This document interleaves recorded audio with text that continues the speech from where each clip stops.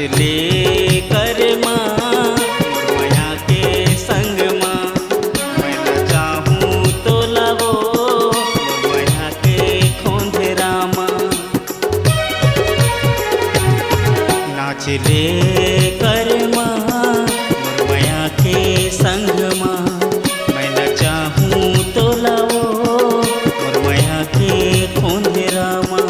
धीरे धीरे तोला न चाहूँ हाई सारा माँ बताऊँ, धीरे धीरे तोला न चाहूँ हाई सारा माँ बताऊँ। बांका के अशोक भाजाला पूछ ले पिंटू भाई ला रे, बांका के अशोक भाजाला पूछ बे पिंटू भाई ला रे। नवा पर बग देवाले टूरी मजा ले संग दिलीप के रे, नवा पर बग देवाले टूरी मजा ले संग दिलीप के रे।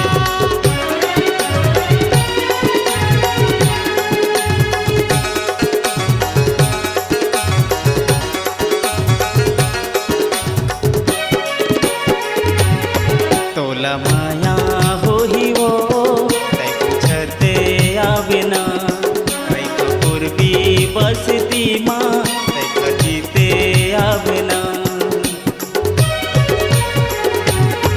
तोला माया हो ही वो तै पूछते आवेना, तै पूर्वी बसती माँ तै खजीते आवेना।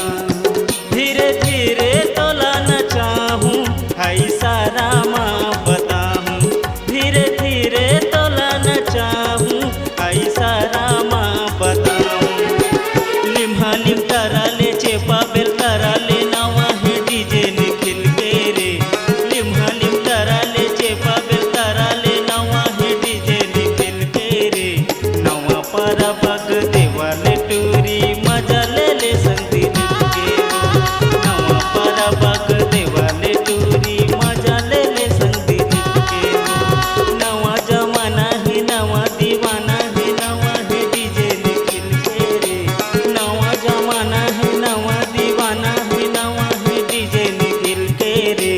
नवा पर बग देवाले टूरी मजा ले संग दिलीप के रे, नवा पर बग देवाले टूरी मजा ले संग दिलीप के रे। मजा ले तै कोरबी बस्ती में, मजा ले तै कुंदरा बस्ती में, मजा ले तै कोरबी बस्ती में, मजा ले तै कुंदरा बस्ती में, मजा ले तै कोरबी बस्ती में, मजा ले तै कुंदरा बस्ती में। बनाइए अपनी एक खास पहचान, अपनी आवाज को दीजिए एक नया आयाम। तो याद रखिए एक ही नाम, Upasana studio. Upasana studio digital multitrack audio video recording, Bijju sound service Pali, जिला कोरबा, छत्तीसगढ़। Mobile number 9340823283।